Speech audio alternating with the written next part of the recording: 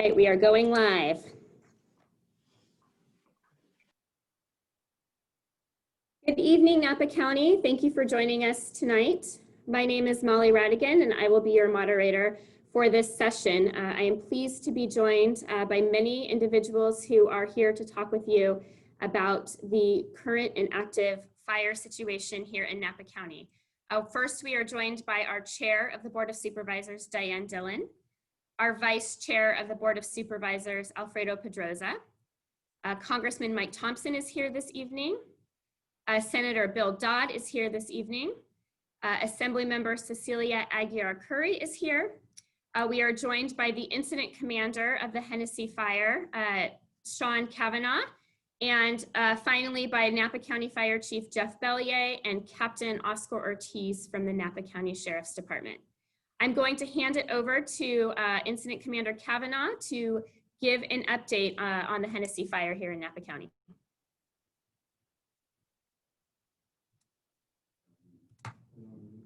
Chief, Incident Commander, you're on mute. Yes, sorry about that. Good evening, everybody.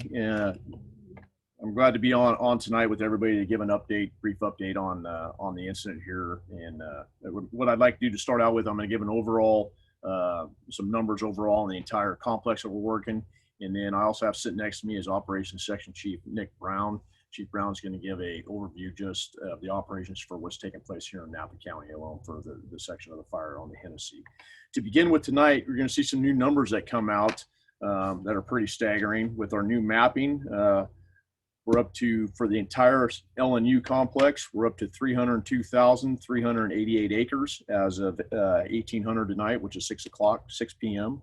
We're at 15% containment, which is good. We're starting to get some lines in and some black lines around and getting the containment levels up. We still have 4 injuries that have occurred. And as I spoke of this morning, unfortunately, yesterday we did have 3 fatalities that were related out of Napa County on this incident, tragic loss in those fatalities. And my condolences to the families of those fire victims. As we sit right now, we're still looking around 480 structures that have been, that we've verified that have been destroyed. And those structures anywhere from sheds to barns to residences to boats. The damage assessment teams that are out every day gathering that information. And we expect those numbers to climb drastically as we get more people in and more people doing the damage assessments right now. As we move forward on today's, in Napa County, the Hennessy Fire, yesterday the fires merged. So that the Gamble Fire, the Green, the Etna, Markley, Spanish, the Morgan, and the Hennessy fires all merged together. So that's where we came up and we have just one big fire called the Hennessy Fire that we're naming it. We did some reorganization yesterday for the entire incident, reorganized the zones. We just have the west zone now, and then now what is over here in Napa County, Lake County, Yolo County, Solano is what is called the East Zone. That alone over here is 256,102 acres as we sit. A little bit of good news I would like to talk about real quick is our resource counts. As of tonight, we now have 194 engines assigned to the entire LNU complex. So that's the entire complex, both the West Zone and the East Zone. 36 water tenders, 11 helicopters, 13 hand crews, 36 dozers. And the good point is we were about 580 something personnel yesterday. Tonight we're up to 1,429. Now that 1,429 personnel, we're getting more engines in, more equipment in. That is total personnel assigned to the entire complex. And that's counting me, the staff here.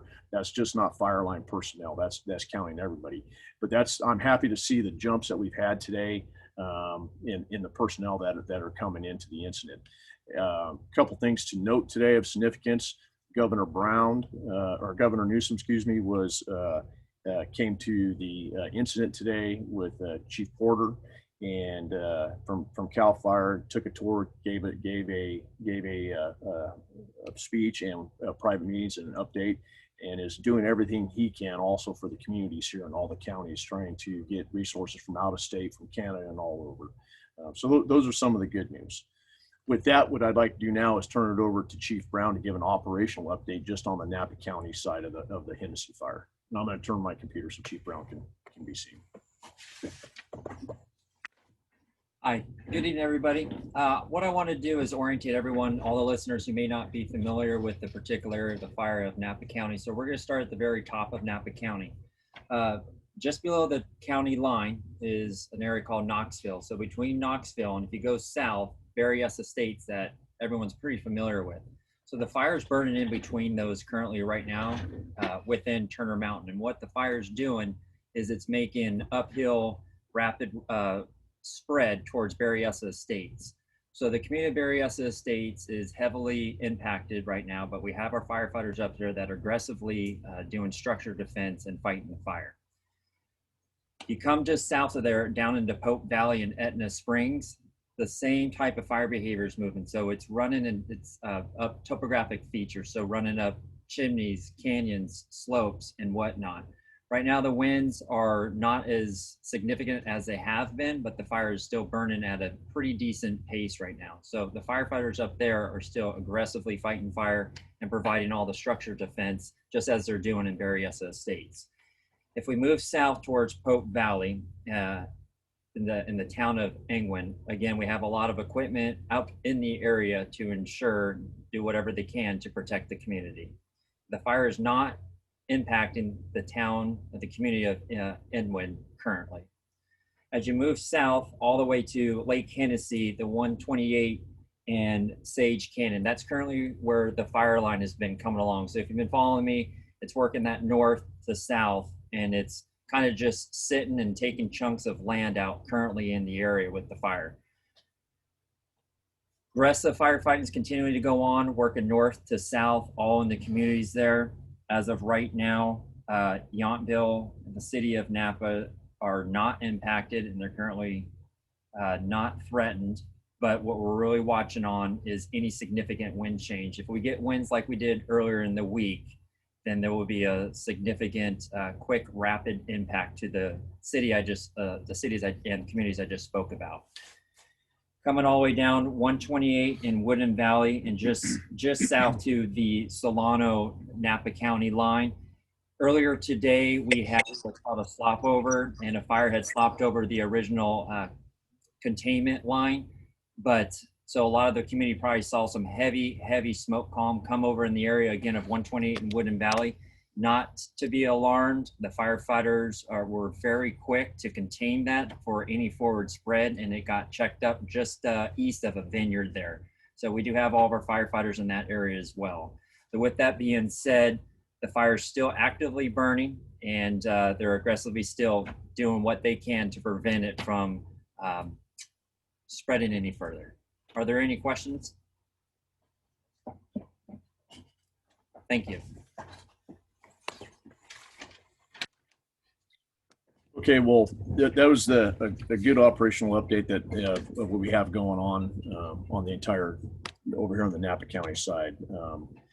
As I've talked about evacuations, it was interesting today because we were lifting some evacuations, but we're also heavily involved in evacuations in other counties as well. And so as we move forward, this is a very large incident. It's very taxing. The resource strain is there. It is real. It's something we're dealing with, but every day I can tell you as an incident commander, I feel like today with the reorganization, I feel like we're up on our feet, standing straight and actually moving a little bit forward on the balls of our feet. The last few days, just because of new fires, the amount of fire behavior and the amount of geography, it's been taxing and knocked us around a little bit, but I'm feeling good today, and I'm very proud of everybody that is involved, all the communities, all the agencies that are involved, and the cooperation that we do have on this incident. It makes me proud to be part of it. Thank you. Great, thank you, Incident Commander Kavanaugh. And I know you'll stay on for some Q&A at the end here. I'm going to turn it over to Captain Oscar Ortiz from the Napa Sheriff's Office for his update. Good evening, Oscar Ortiz, Napa Sheriff's Office.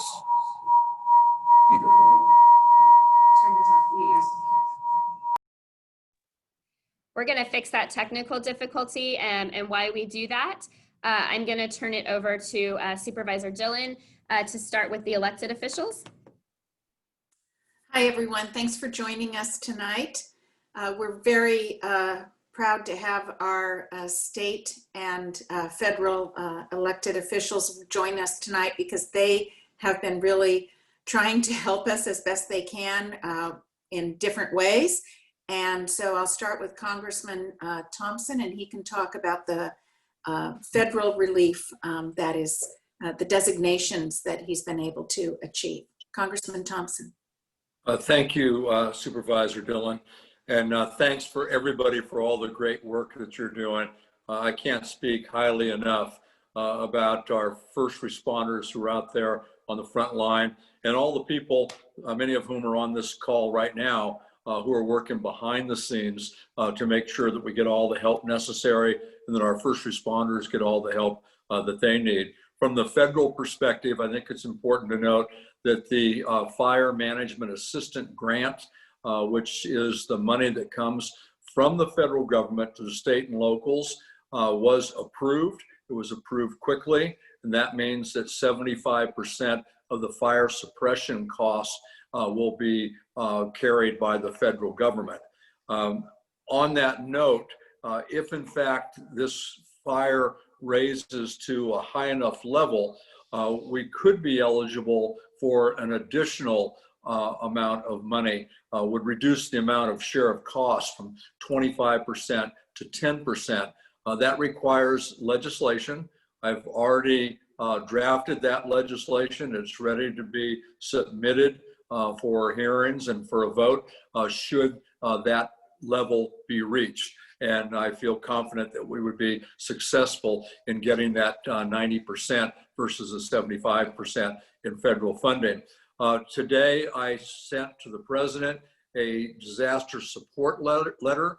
It's bipartisan. I collected 31 bipartisan signatures, including Speaker Nancy Pelosi and Republican leader Kevin McCarthy.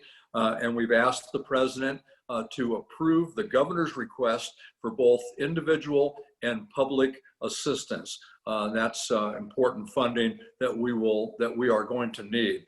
So hopefully that will be coming soon as well. Again, thank you to everybody. Make sure that any citizens that are listening, please listen to and heed the warnings of our first responders. They tell you it's time to evacuate. Please evacuate, not only for your safety, but for the safety of others and for the safety of our first responders, who are the ones that will have to come back in and rescue you if you get in trouble. So thank you very much. Thank you, Congressman. And now I'd like to introduce with great pleasure my former colleague, and now our State Senator, Bill Dodd. Bill? Unmute. You'd think I'd have that down by now. I really appreciate the opportunity to be on, Supervisor. Thanks. And thanks to the county.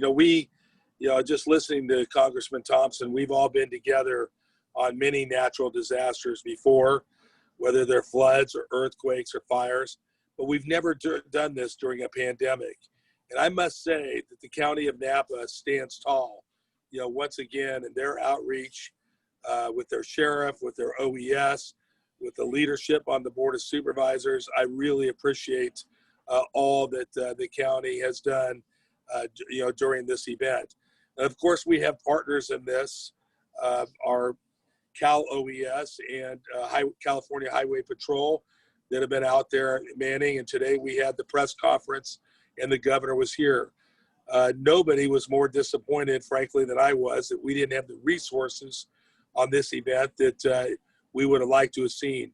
We need to be honest, though, with people. And, the number was 367 events, fire events in the state of California 2 days ago. And according to the governor today, over 500 events in the state of California today. So I guess for our fire chief for Napa County, Jeff Bellier, what a great job that he has done. What a great job CAL FIRE has done with very, very limited resources. And I just appreciate the county's approach to this and look forward to continuing to be your partner until we're done with this and helping people wherever we can. So thank you very much. Thank you, Senator Dodd. And now I'm pleased to introduce our Assemblywoman, Cecilia Aguiar Curry. Unmute. We know this by now. We do so many of these. First of all, I want to thank you, Supervisor Dillon, for leading the charge this evening, as well as Supervisor Pedroza. And there's always the best person there, as I got to tell you, is Molly. I always know Molly's got my back, and Molly does such a fabulous job in helping us go through these disasters. So thank you so much, Molly, for what you're doing for your community and the county. We have a lot of work to do. As we've said, and all of us have said, there's a lot to do with these fires. We were up in Lake County today. All of a sudden, a wind came up, and it puts a big lump in my throat thinking, who's home? Whose family could be affected? Do we have enough evacuations? How does this affect Napa County? And then you wake up and you said, it's gonna all work out. We're starting to get resources in there. And then you start thinking about all the cleanup we have to do after these fires. And we're still doing cleanup years after the fires that we've had in Napa, Lake County, throughout the district. So we have a lot of work to do, but you know what? We can all do it, everyone. We gotta be strong. I wanna just thank all of you, our firefighters. You know, I went into the fire station the other day and they've been out on the fire for almost 72 hours. They looked exhausted. And I said, you need to go take a rest. Don't get hurt. And they said, this is our job. We'll do the best job ever. And I want to say our firefighters are doing a phenomenal job. So to all of the first responders that are out there, to our communities and our nonprofits that are trying to help as well, thank you so much. And we have a lot more work to do. Thank you. Thank you for putting this together. That's Molly. I'm going to say a few words and then introduce my colleague and vice chair of our board, Supervisor Pedroza, and then we'll come back to see if Chief Ortiz is ready to go. We really appreciate the cooperation that we have had with CAL FIRE. They are in charge of this incident. The incident commander is the person with the responsibility in, I think it's 6 counties, with the bulk of the responsibility in terms of the enormity of the situation in Napa and in part in Sonoma. Yesterday, Chief Kavanaugh came to our Board of Supervisors meeting, and we spent an hour talking about the big picture, the background of what the statewide situation is, the staffing is. No one staffs for an event like this, and we depend on mutual aid. So I would encourage folks to go to the recording of our meeting yesterday. We spent a full hour just with Chief Kavanaugh, and there's a lot to be learned from that hour. I have been on tours through this fire in Napa County is in my district and Supervisor Pedroza's district, and on the eastern side of the county. And so I've had the ability to see firsthand what's being done. It's a terrific amount of work. We're appreciative that today we finally have more support. With that, I will turn it over to my colleague, Vice Chair Pedroza. Thank you, Chair Dillon. And also thanks to everyone that's on the line. To have 3 levels of government all working together shows the collaboration we have here in Napa County. And you're right, Supervisor Dillon, we've been on the front lines seeing the fire impacted areas. And for many of these families, they were impacted in 2017, and to now again have to evacuate their homes. It's tough. These are difficult times for Napa families. The devastation in areas like Berryessa Highlands, it's just very difficult to cope and to understand what those families are going through. But we do have to provide a message of hope, and we're going to be there for them. We've done that in the past. We've recovered from disasters, as Assemblymember Aguiar Curry discussed, and we're going to need all those partners at the state and federal level to make sure our families get a footing to rebuild and reinvest in their communities. But at the same time, being on the front lines, we've seen some good things. And I'll shout out to your Napa Sheriff's Department, the evacuation tags. I want to commend our residents for assisting us in having safe evacuations. Those evacuation tags that were pioneered from our Napa Sheriff's Department were in full effect this fire response. And that really aided public safety as they were doing evacuations. And let me just say, defensible space works. I had a chance to see areas that would have had more damage structurally if it wasn't for the defensible space. So While the devastation is real, and this is going to be a long road to recovery, there's some positive things we saw where people did learn from 2017. Families instituted better defensible space, and I think that's going to lead to some better outcomes. But I do want to thank Chief Bellier. He is our leader from Napa County Fire in making sure that there's a path to recovery and to CAL FIRE. Chief Kavanaugh, thank you for understanding Napa County is our priority and trying to help Napa families. We still have a lot of work to do, and I can appreciate all the resources that you dedicated. There's resources needs throughout the state of California, but I do appreciate your commitment to Napa and the work that they were doing on the grounds from dozer lines and so forth. It was effective. So I really appreciate all the work you're doing. And again, to all the people in Napa, all the residents, we're going to be here for you. This is going to be a long-term recovery, but we're going to be there every step of the way. So again, thank you, Supervisor Dillon, for being the leader in this recovery as well. We're lucky to have you. Thank you. And again, appreciate everyone who's been able to join us tonight, our Congressman Thompson, Senator Dodd, and Assemblymember Aguiar-Curry. We really appreciate you joining us.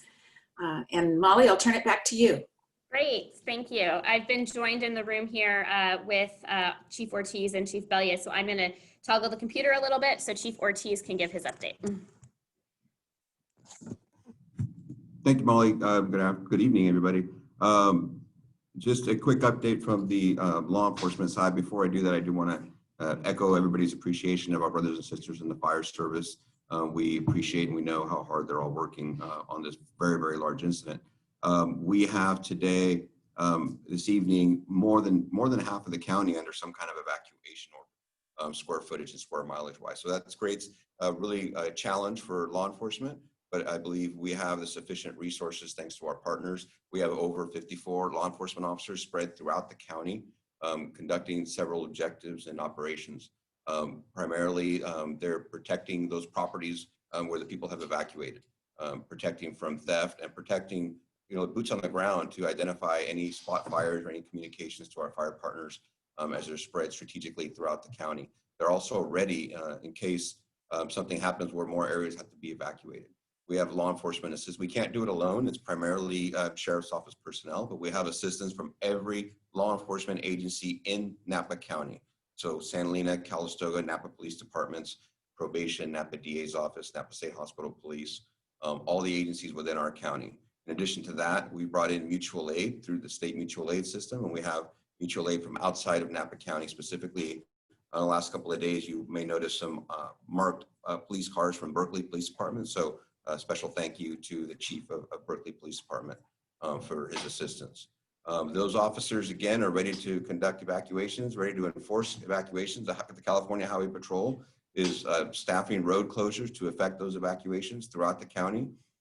It's, as you've heard, the two districts impacted are Supervisor Pedroza and Supervisor Dillon's district. So basically the east side of the county, if you're looking at the map, starting at Vichy, everything east of Vichy, and then moving along the ridges there, Sage Canyon, Soda Canyon at Loma Vista, and then Sage Canyon, Deer Park, Angwin communities, and then up toward Calistoga, up the mountain on that east side of Silverado Trail.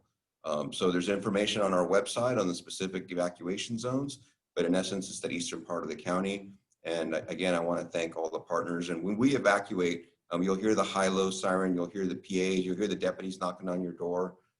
We really need our community to heed those warnings and those evacuations. We have quite an amount of ambulances, fire, first responders all over the county, and it really puts everybody in danger when we have to go in there a second time when the fire is much more threatening, to remind folks that they're not supposed to be there, they're supposed to evacuate. So we really need everybody's cooperation. If you hear the high-low siren, it is time to go. So thank you to the community members that have evacuated. Thank you, Molly, for putting this together. I'm going to go ahead and introduce Chief Bellier from the County Fire Department. All right, good evening, everyone, and thank you for taking the time out of your evening to join us on this Facebook Live. Just like to give a couple of updates from the county's fire department's perspective. While we certainly have historic fires burning within the county, we also still have our normal 911 call system or call demand within the county. So as I presented yesterday to the board, the 3-day period ending yesterday, we've had over 100 calls for service unrelated to the fire, medical emergencies, vehicle accidents. And so we've had to keep a strategic reserve of fire engines in some of our fire stations here in the county so that we can still meet that demand. Those paid off yesterday when we had the fire that broke out during the Board of Supervisors meeting.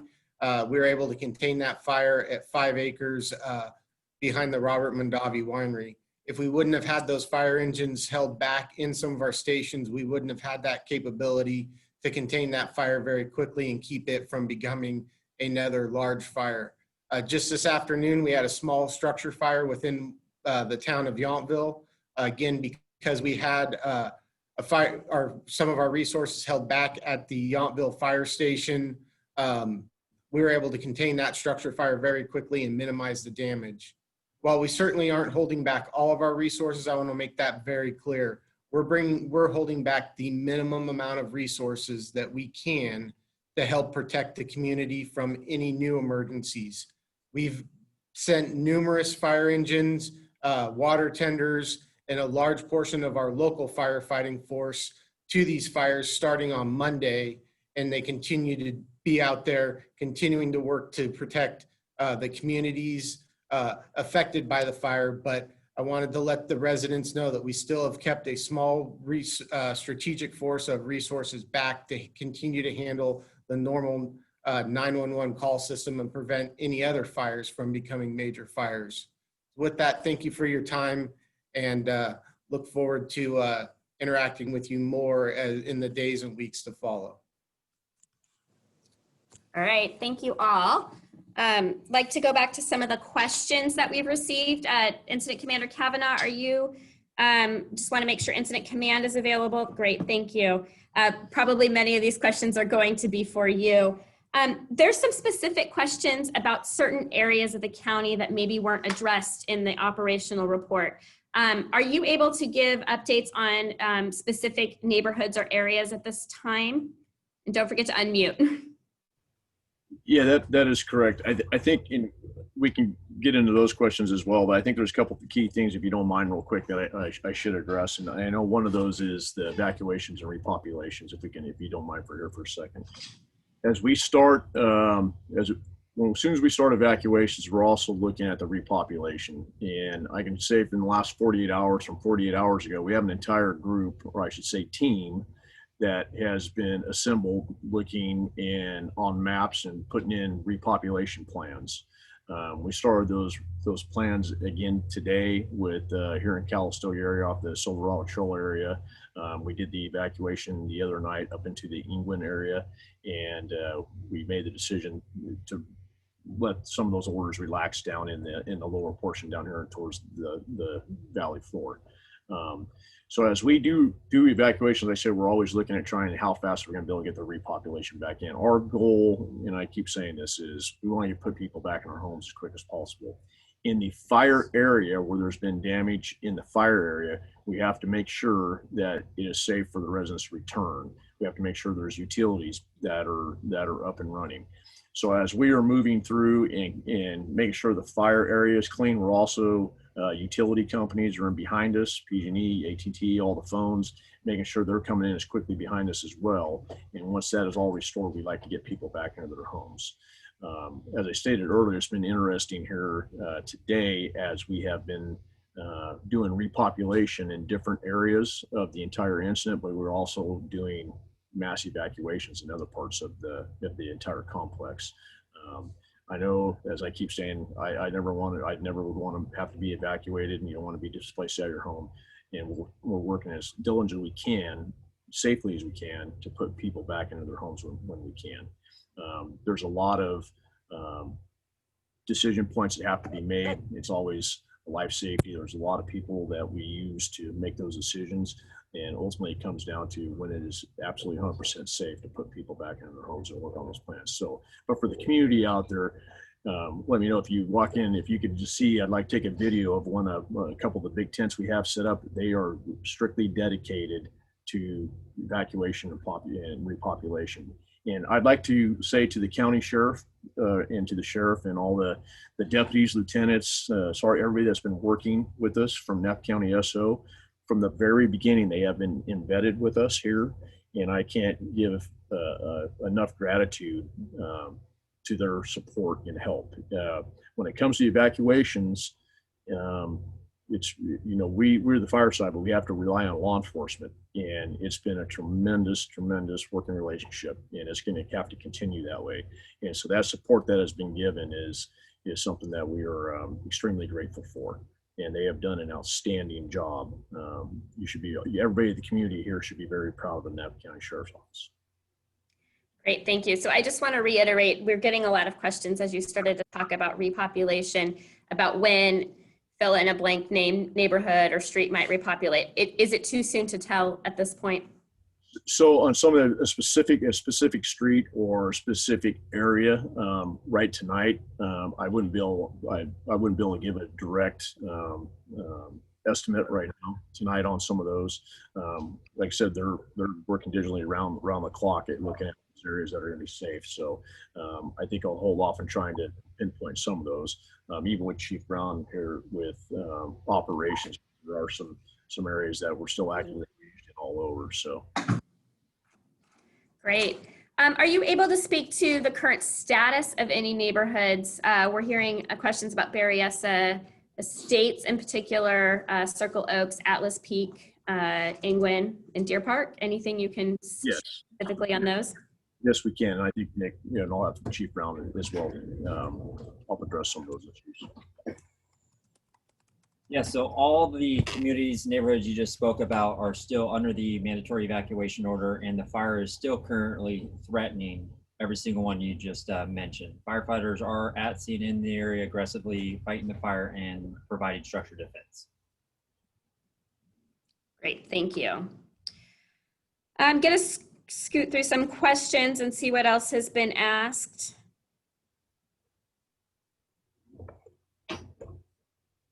I may for a second while we're looking at those, I would like to say this too. As people woke up this morning and looked around, we didn't have a whole lot of smoke in the air, correct, this morning. And that goes for the entire complex, even over in Sonoma County and Lake County and everywhere else in Napa County. We had that marine layer come in. That's when we had a couple thousand acres on the entire incident last night. But I don't want that to be a false narrative. I guess it could be a false narrative. What happens is by mid-afternoon, and what we've known now for the last couple of days, which we're calling the 1400 witching hours, what we're saying, the fire is standing up. After the humidities drop real low, we get heavy sunlight on, that's when the fuels are taken off. So when you wake up in the morning, it may seem like, oh, everything's good, there's not a whole lot of smoke anywhere. Just give it that 6 or 7 hours by late afternoon, and then the fires are up and standing up on us again. So I think that's important for the communities and everybody to understand, because we do every time we wake up early in the morning, we're coming in, it's like, oh, it's, there's not a lot of snow, get the fires laid down to us, which is a benefit as well for everybody. Overnight, when that takes place and those communities come up, that is when a lot of work is done because the fire behavior has diminished. And so it's a two-edged sword with that as well. Okay. Supervisor Pedroza, do you have a question or comment? Yeah, Molly, thank you. Chief, I just want to clarify to make sure we're not creating expectations. When the question was about specific neighborhoods like Atlas Peak, Circle Oaks, and Berryessa Highlands, are we saying that there's active firefighters on the ground right now, or there's potentially equipment that was mobilized? Because I just want to make sure if someone's viewing and they're for some reason getting notice that there are no firefighters, I don't want expectations to be created. So do you mind just addressing that a little bit further? Correct. And let me, one second, I'll turn for Chief. Operationally. Yes, so that is correct. So the firefighters are in those communities actively engaged and providing for structured defense in every community you guys just spoke about, all the way from Lake Berryessa Estates down through Pope Valley, Ingwin, and Sage Canyon, Wooden Valley, Atlas Peak, and whatnot. Okay. All right, a couple more questions for Incident Command. We've heard you talk a little bit about limited resources, and can you expand a little bit on what you mean by limited resources and maybe why there are limited resources right now? Absolutely. It's a great question. It's something I'm fielding and answering every single day for the last 4 days that we've been here.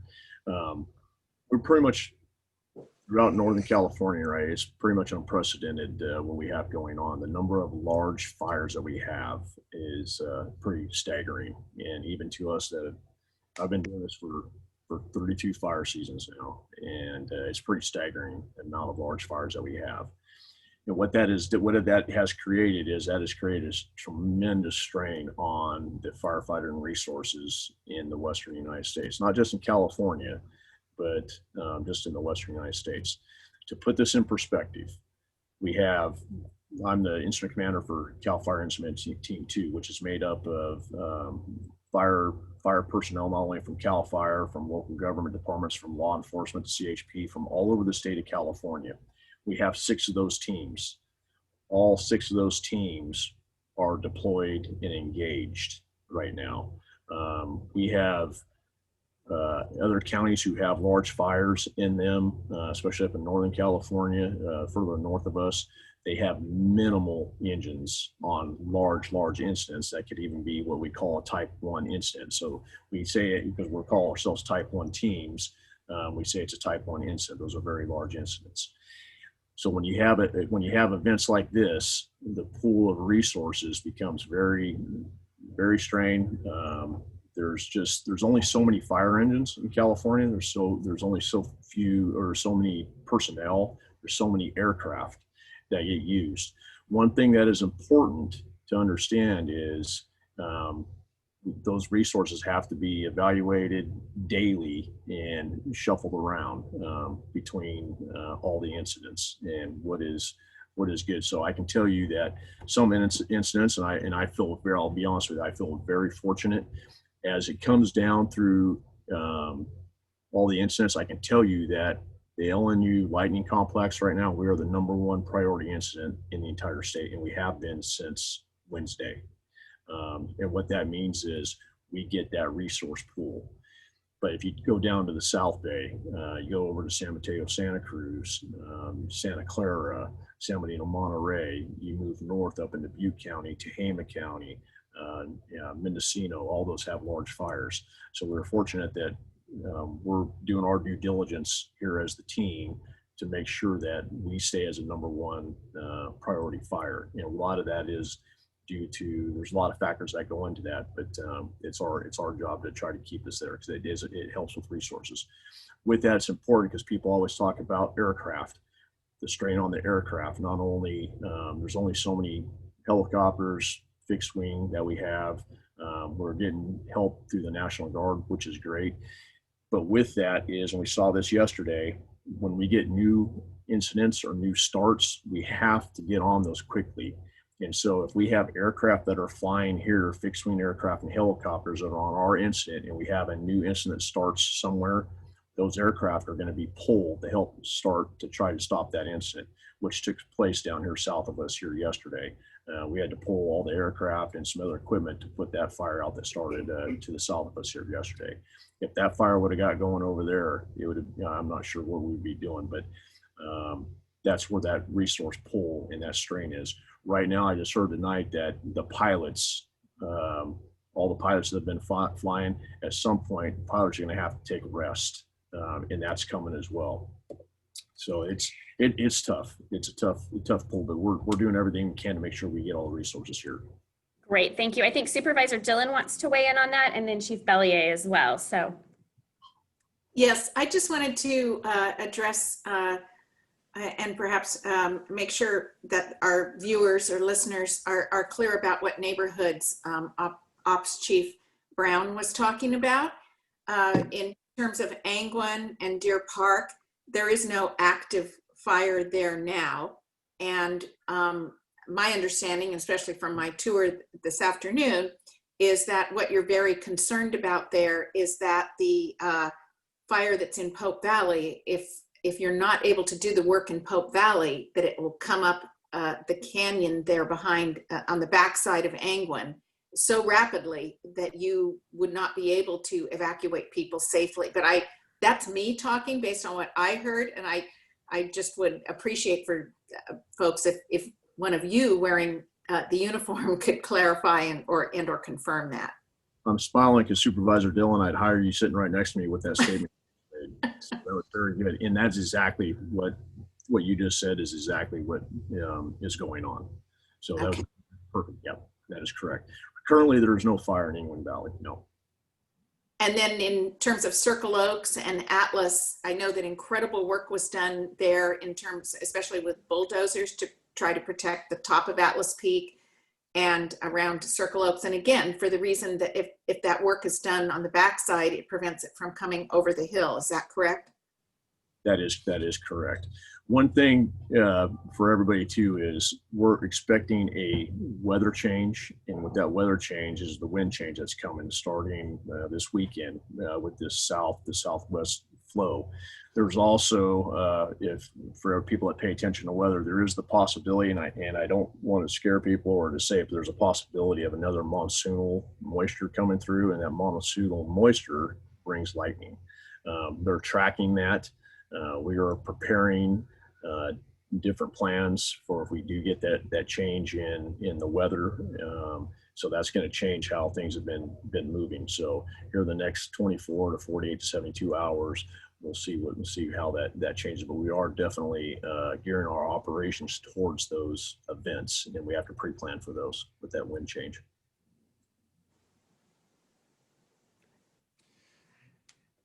Thank you, Chief. One thing I just wanted to remind the residents of the county that while we have limited resources, Chief Kavanaugh and his team are having to constantly redirect resources to hot spots of the fire or high priority parts of the fire. So while they've done a lot of good work in Atlas Peak and Soda Canyon, and they are comfortable that area is being held right now by the work they've done, they've had to redirect some resources and maintain some flexibility so that they can work around the priorities of the fire. So I know that there's a lot of folks out there that are following social media or have online scanners, and they're reporting different things that they may have overheard or some different information they get from other individuals. I just want them to know that Chief Kavanaugh and his team are doing an extremely good job of being able to move the limited resources we have around to the priority areas of the fire to be able to do the best good for the entire fire. A 250,000 acre fire, to put it in perspective for many people, 1 acre is a football field. This fire right now is 250,000 football fields. That's a lot of ground to cover with the resources that we currently have. So I just want to touch on that little piece that Supervisor Pedroza asked earlier. Great, thank you. Chief Kavanaugh, you addressed one of our questions about the weather change this weekend. One last question. There are many questions in the chat, and we will go back through it and see what we can answer and what has been covered. We encourage you to start over. If you started in the middle, it'll be posted on Facebook and on our county website so that you can watch this update. There's a lot of great information that those signing on midway through may have missed. Can you talk about where the containment lines are being worked on right now and where we are in terms of that progress? And then I will kick it over to Supervisor Dillon to thank everyone and wrap this up. Go ahead, Incident Commander. Yep, correct. I'm gonna have one of the operations chief Brown kind of. Okay, so the current containment lines that the folks are working on is everywhere south from Woodland Valley to the Solano Napa County line currently, and moving all the way up towards Yolo County and Napa County line up there in Knoxville. Great, thank you. And we do post your maps that come from your public information office on our website daily. We usually receive them in the morning time, so we will continue to post those, and I believe those show some of the containment lines that you've worked on. Well, I want to thank everyone for joining us tonight. I'm going to kick it over to Supervisor Dillon to say her thanks as the chair of the Board of Supervisors and share some information with our community. Thank you, Molly. And thank you again, everyone who's joined us this evening. This, as Molly said, will be available for viewing at your leisure tonight, tomorrow, whenever. But the information does change. We encourage you to look for the updates on our website about this information and the good information that is at the CAL FIRE website as well. And want to thank our CAL FIRE folks, our sheriff office and fire department. Again, Congressman Thompson, Senator Dodd, Assemblymember Ayer Curry, thank you for taking this hour to spend with us. We sincerely appreciate it. Happy to be joined by Supervisor Pedroza, who thanks me as well. The county has done what we usually do with these incidents of either natural disaster or other, and that is to set up a resource area for everyone who's been impacted by this event. So we have launched our virtual local assistance center. Some of you may be familiar with that. Post-earthquake, we had an actual assistance center, and now it's virtual. And so that's available through our website. All sorts of resources are available. And also at Crosswalks Church, if you've been evacuated, there are resources there for people who live in the evacuation areas. And last but not least, we're not through with this event. Weather could bring some changes that none of us want to see. And so everyone needs to be ready to go. Please visit readynapacounty.org and adhere to those evacuation notices if you receive one, and stay well. Thank you. Thank you all. Thanks again, everyone. Good night.